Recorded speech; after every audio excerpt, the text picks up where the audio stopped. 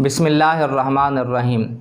नाज़रीन, आज की वीडियो में हम बात करेंगे जिन्नात के मुताल्लिक़ और आसेब के मुताल्लिक़ कि अगर किसी पे जिन्नात आ जाते हों या किसी पे जिन्नात हों या किसी पे आसेब के असरात हों और जिसकी वजह से वो परेशान रहता है, मुश्किल में रहता है, घर वाले मुश्किल और परेशानी में रहते हैं, तो बहुत ही आसान सा अमल है।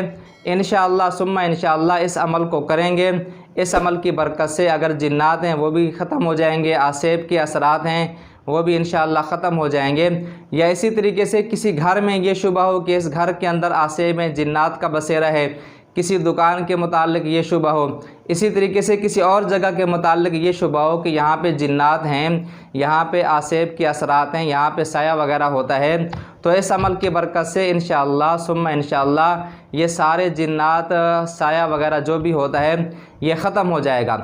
अमल ये है कि पाक पानी ले लें, पाक पानी लेकर के उस पर एक मरतबा सूरह फातिहा, एक मरतबा आयतुल कुर्सी और सूरतुल जिन की इब्तदाई 5 आयात लेकर के उस पानी में दम कर दें।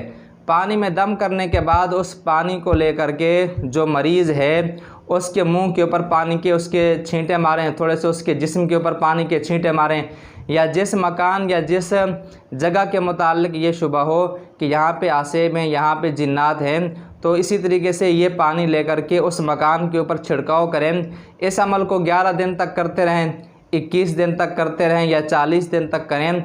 इंशाअल्लाह सुम्मा इंशाअल्लाह हर किस्म के जो जिन्नात, आसेब वगैरह हैं वो ख़त्म हो जाएंगे।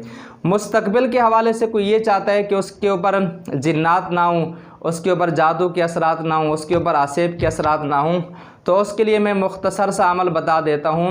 बिल्कुल आसान अमल है, हर कोई कर सकता है। इस अमल को करेंगे इंशाअल्लाह सुम्मा इंशाअल्लाह आइंदा मुस्तकबिल में जादू, जिन्नात, ये आसेब वगैरह की शिकायत नहीं होगी और ये चीज़ें इंसान को नहीं लगेंगी।